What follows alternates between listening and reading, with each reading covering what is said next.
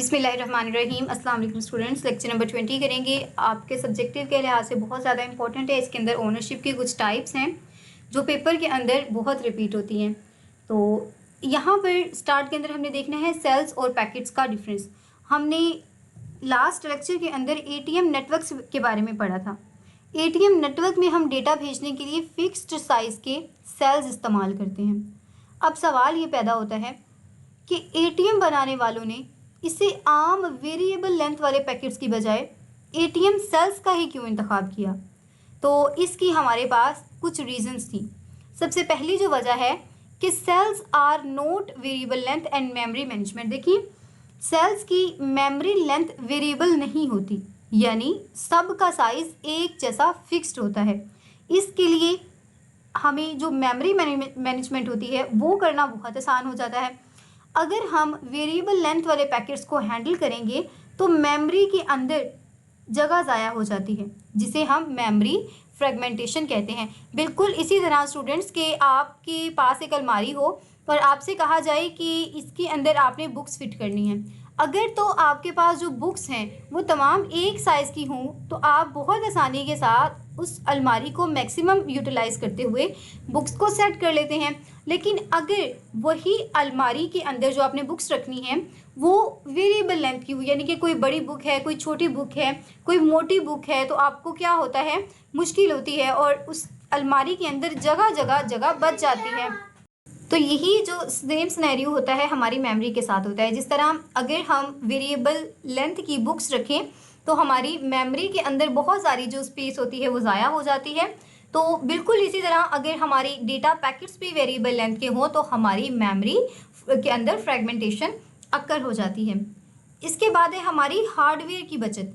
देखें, अगर variable length वाले पैकेट्स इस्तेमाल किए जाएं तो हार्डवेयर को इसी तरह डिज़ाइन करना पड़ता है कि वो बड़े से बड़े पैकेट को भी अपने अंदर अकोमोडेट कर सके, और फिर इसी के मुताबिक हमें चेक भी करना पड़ता है कि हमारा जो पैकेट है वो कहाँ पर एंड हो रहा होगा। लेकिन अगर हम इसको कंपेयर करें अपनी फिक्स्ड साइज़ के साथ तो क्या होता है कि सेल्स का जो साइज़ होता है वो फिक्स होता है। इसीलिए बस आते ही हम बिट्स को गिन लेते हैं और हार्डवेयर के लिए ये जो काम होता है, जो काम हमने ऊपर कहा ना कि पहले एलोकेट करेगा फिर एंड ऑफ द पैकेट को भी वो डिटेक्ट करेगा, तो ये जो तमाम काम होते हैं बहुत ज़्यादा ईजी हो जाते हैं। एक और जो इम्पॉर्टेंट चीज़ है that is the length of the time. आपने बहुत बार देखा होगा कि सेम फाइल अगर आप एक ब्राउज़र से करें तो वो बहुत जल्दी हो जाती है। उसी सेम फाइल को अगर आप दूसरे ब्राउज़र से कर रहे हैं, मतलब एक ही कंप्यूटर के अंदर, एक ही लैपटॉप के अंदर आप दो डिफरेंट क्रोम्स से कर रहे हैं, तो एक फ़ाइल जल्दी डाउनलोड हो जाती है या इंस्टॉल हो जाता है हमारा सॉफ्टवेयर, और एक में बहुत ज़्यादा देर लगती है। तो क्या रीज़न है इसके बिहाइंड? इसके बिहाइंड भी यही रीज़न है कि वेरिएबल लेंथ वाले पैकेट्स को भेजने में कितना वक्त लगेगा, ये भी हमारे पास वेरिएबल ही होता है कि कभी ज़्यादा लग जाएगा और कभी कम लग जाएगा। इस ट्रांसमिशन के मुकम्मल होने का पता लगने के लिए हमारे पास बहुत ही कॉम्प्लिकेटेड किस्म की इंटरप्ट स्कीम होती है, जिससे हम ये अंदाज़ा लगाते हैं कि हमारी जो कंप्लीशन है ट्रांसमिशन की वो किस तरह से होगी। जैसे आप देख रहे होते हैं ना, फाइल के ऊपर लिखा होता है 3 आवर्स 4 आवर्स, और कभी कभार तो ये होता है कि लिखा 5 आवर आ रहा होता है और 15 सेकंड के अंदर आपकी फ़ाइल डाउनलोड हो जाती है। तो ये बहुत बार हमारे लिए वेरी कर सकता है। तो इसी तरह हमारी जबकि जो हमारी फिक्स्ड लेंथ सेल्स होते हैं उनमें क्वालिटी ऑफ सर्विसेज की गारंटी होती है। नेक्स्ट हमारे पास है एटीएम स्पीड। तो एटीएम के डिज़ाइनर ने सेल को कुछ इस तरह से डिज़ाइन किया था कि वो बहुत तेज़ स्पीड की ज़रूरत को भी पूरा कर सके।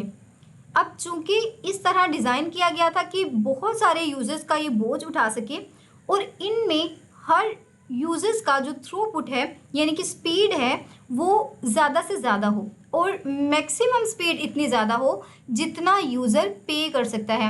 अगेन वही बात कि आप जितना भी वाईफाई का जो आपका पैकेज होता है वो अफोर्ड कर सकते हैं, आप उतना ज़्यादा आपको एमबीज मिल जाते हैं। मैंने ऊपर भी आपको यही एग्जांपल दी थी हमारे फर्स्ट लेक्चर के अंदर कि अगर तो आप अफोर्ड करते हैं या आप विलिंग हैं कि आप 3K वाला पैकेज बाय कर सकें तो आपको उतनी ही ज़्यादा स्पीड मिल जाएगी। अगर आपका 2000 वाले पैकेज से गुजारा हो रहा है तो आपको उसी के अकॉर्डिंगली जितने भी एमबीज आते हैं उसका पैकेज सब्सक्राइब करके दिया जाएगा। एक और जो इम्पोर्टेंट चीज़ है कि एटीएम को बुनियादी तौर पर हम किसके लिए यूज़ करते थे, तो एटीएम को बुनियादी तौर पर फाइबर केबल पर काम करने के लिए डिज़ाइन किया गया था, लेकिन इसे ट्विस्टेड पेयर केबल के साथ भी यूज़ किया जा सकता है। इसकी ये प्लस पॉइंट है कि एटीएम दोनों पर ही काम करता है। और इसके अलावा एक जो आम एटीएम स्विच होता है उसका जो पोर्ट होता है 0C3 की स्पीड पर काम करता है, जो कि हमारे पास 150 Mbps और इससे भी ज़्यादा होती है। तो आपने याद रखना है कि हमारा एटीएम स्विच किसके ऊपर ऑपरेट कर रहा होता है, OC3 की स्पीड पर, जो किसके इक्विवेलेंट के किससे ज़्यादा होती है 150 Mbps से। नेक्स्ट हमारे पास है एटीएम क्रिटिक। तो देखें, हर जो चीज़ होती है ना उसके अंदर खूबियाँ भी होती हैं और ख़ामियाँ भी होती हैं। दुनिया की कोई भी चीज़ परफेक्ट होती ही नहीं है। तो पहला जो हमारे पास क्या कह सकते हैं इसे, हमारी खामी जो है, हमारी नहीं, हमारे एटीएम की जो खामी है वो क्या है कि एटीएम लैन हार्डवेयर के मुकाबले में बहुत ज़्यादा महंगा होता है। हमारा जो लैन होता है वो हमें कदरे सस्ता पड़ता है हमारे एटीएम से। पहला तो हमारा कॉस्ट के लिहाज से इसकी एक खामी हो गई। दूसरी चीज़ है वक्त का ज़या। अगर आपने थोड़ी देर के लिए भी कोई बातचीत करनी हो तो आपको कनेक्शन सेटअप करने में बहुत ज़्यादा टाइम लग जाता है। ये चीज़ मेरे साथ बहुत एक्सपीरियंस हुई है कि जब लाइट जाती थी तो हमारी जो वाईफाई है वो फौरी चले जाते थे उसके सिग्नल, लेकिन लाइट जब आती है तो ऑलमोस्ट 15 से 10 मिनट बाद हमारी वाईफाई के सिग्नल आते हैं। तो आप लोगों ने भी ये चीज़ एक्सपीरियंस की होगी कि हमें अगर एक टेक्स्ट भी करना होता था तो हमें क्या करना होता है कि वेट करना पड़ता है कब हमारी वाईफाई कनेक्टेड होगी तो हम करेंगे। ये तो सिर्फ एग्जांपल थी। आज तो हर स्टूडेंट के पास और हर किसी के पास दो ऑप्शंस होते हैं, सिम नेट भी होता है और वाईफाई तो एब्सोल्युटली होती ही है। नेक्स्ट जो हमारे पास इसका डिसएडवांटेजेस है that is sale tax consumption. तो इसके अंदर क्या होता है, ये नेटवर्क की कुल कैपेसिटी का ऑलमोस्ट 10% खुद ही खा जाते हैं। ये बहुत ज़्यादा इम्पोर्टेंट चीज़ है कि हमारी जो नेटवर्क की कैपेसिटी होती है वो उसका 10% तो वैसे ही हमारा वेस्ट हो जाता है। कैसे कि कभी हमारी कोई इशू आ रहा होता है, कभी केबल का कोई इशू आ जाता है, कभी वैसे ही हमारा डेटा कनेक्शन नहीं हो रहा होता, तो ऑलमोस्ट हमारा 10% जो टैक्स है ना वो इसी की कंजप्शन में चला जाता है। एंड अदर जो उसका एडवांटेजेस है दैट इज़ हमारी क्वालिटी ऑफ सर्विस का बहुत मसला होता है।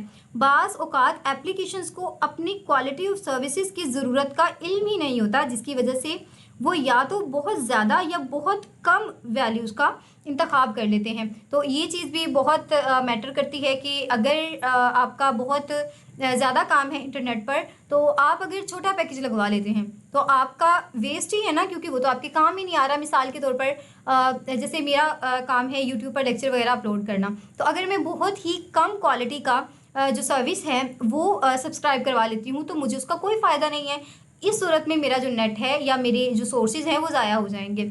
इसी तरह अगर कोई स्टूडेंट है जिसने सिर्फ यूट्यूब से लेक्चर देखने ही हैं और पढ़ना उसने सिर्फ पढ़ना है, लेकिन अगर वो 5K प्लस का पैकेज लगवा रहा है तो उसके लिए ये चीज़ बिल्कुल भी बेनिफिशियल नहीं है।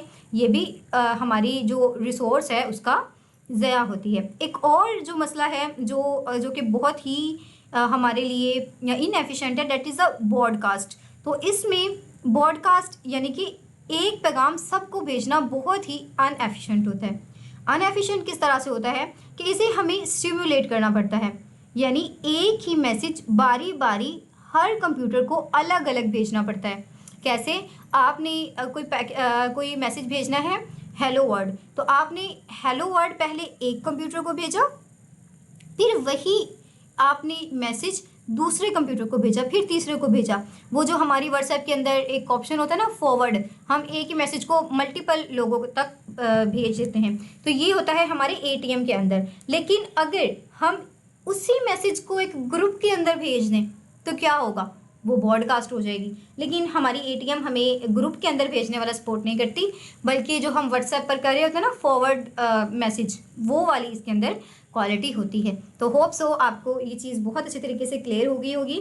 एक और जो चीज़ है कि ये किसी के साथ मिलकर नहीं रहता, मतलब ये दूसरों के साथ काम करना जानता ही नहीं है। ये बहुत क्या कहते हैं उसे, तन्हाई पसंद है। वो किस तरह से कि एटीएम को एक अकेली और यूनिवर्सल नेटवर्किंग टेक्नोलॉजी के साथ पेश किया गया था, जिसकी वजह से ये दूसरी टेक्नोलॉजी के साथ मिलकर काम करने के लिए बहुत ही कम कंपैटिबल है। तो आपने याद रखना है कि एटीएम को हमने as a single universal networking technology के तौर पर पेश किया था, जो हमारे लिए बहुत ज़्यादा मिनिमल प्रोविजन है कि वो दूसरी टेक्नोलॉजी के साथ मिलकर काम कर सके। अब बहुत इंपॉर्टेंट आपका सब्जेक्टिव आ गया है, तो ध्यान से सुनना है आपने।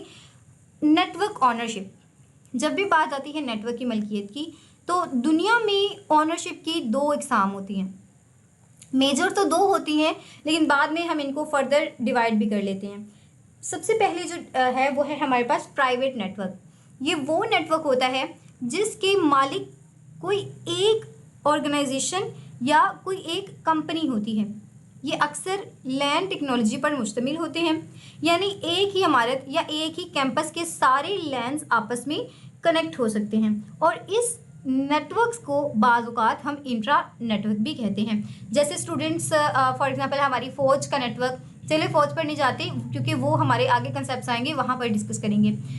फॉर एग्जांपल आपकी जो वीयू एग्ज़ाम्स होता है, उसका एक ख़ास किस्म का अगर हम एक नेटवर्क बना दें कि हम सिर्फ़ और सिर्फ हमारा जो एग्ज़ाम पोर्टल है वही एक्सेस्ड हो।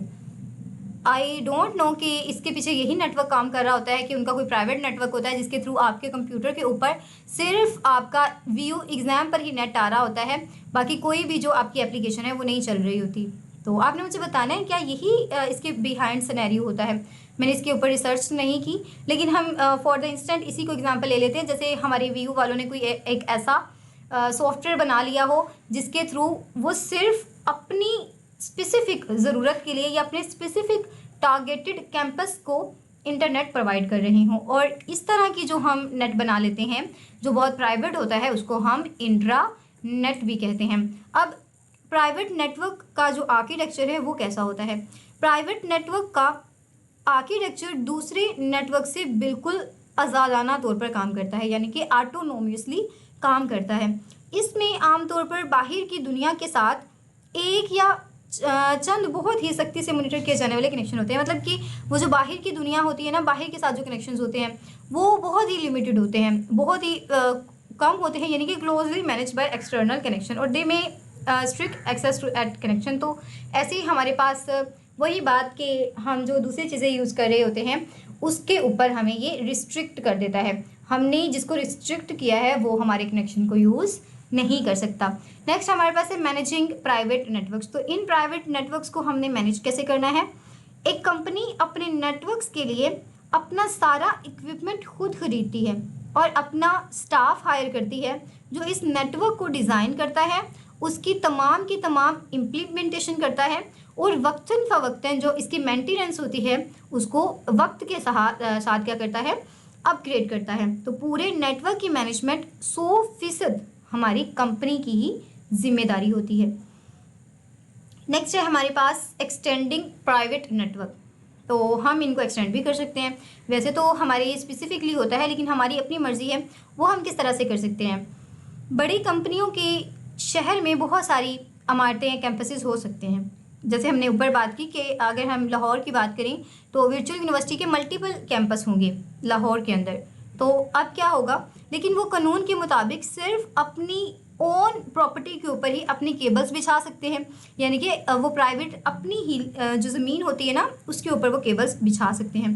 अगर इन्हें अपने नेटवर्क किसी दूर की इमारत तक फैलाना हो तो वो आम जो कैरियर होते हैं यानी कि लीज्ड लाइन के साथ खुद को कनेक्ट करते हैं, यानी कि किराए पर लेकर ना जगह उसके ऊपर फिर वो क्या कर रहे होते हैं, अपनी वायर बिछा रहे होते हैं। या फिर जितनी भी हमारी जो प्राइवेट कंपनियां होती है ना, जैसे पाकिस्तान के अंदर भी बहुत सारे नेटवर्क हैं, तो ज़मीन के ऊपर उनके जो तार बिछाने की एक अलग से किराया होता है, यानी कि लीज्ड होती है, तो वो उन्हें पे करना पड़ता है। नेक्स्ट हमारे पास है पब्लिक नेटवर्क। तो स्टूडेंट पहली जो आपकी इंपॉर्टेंट चीज़ हमने कवर कर ली है दैट इज़ प्राइवेट नेटवर्क।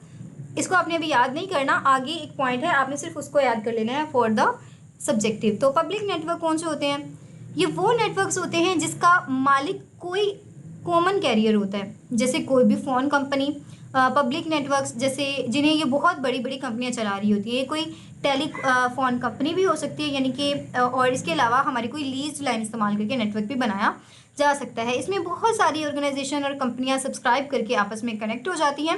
फिर एक ऑर्गेनाइजेशन का डेटा पब्लिक नेटवर्क से होता हुआ पूरी ऑर्गेनाइजेशन तक पहुंच सकता है, जैसे हमारा इंटरनेट। तो इसके साथ बहुत सारी कंपनियों ने इल्हाक किया हुआ है। बहुत सारे नेटवर्क जैसे हमारा जैज़, पार्ट, ज़ोंक, यूफोन, बहुत सारे नेटवर्क इसके साथ क्या कर रहे हैं, कंबाइन होकर हमें इंटरनेट की सहूलतें मुहैया कर रहे हैं।